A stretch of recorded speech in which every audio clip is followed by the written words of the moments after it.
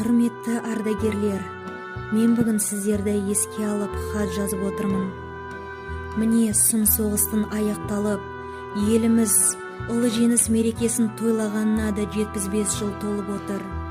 Біз жанымызға үрей туғызатын қорқынышты соғыс деген сөзді үлкендерден ғана естіген ұрпақпыз.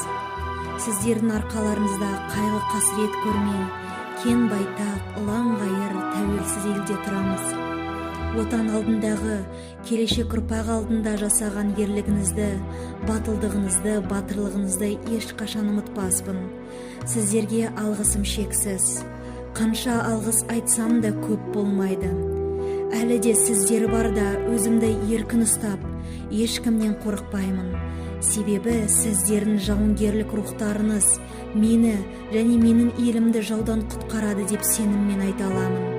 Сіздерге тілейтінім ең бастысы зор денсаулық, мол бақыт, ашық аспан, бізді қуантып жанымызда жүре беріңіздер. Жас ұрпағым, жас буыным қарайла, өткен шаққа тарихтың терең қойнына, кешегі өткен дүлдүлдердің ерісін, ерліктерін дәріптейтін сен ғана.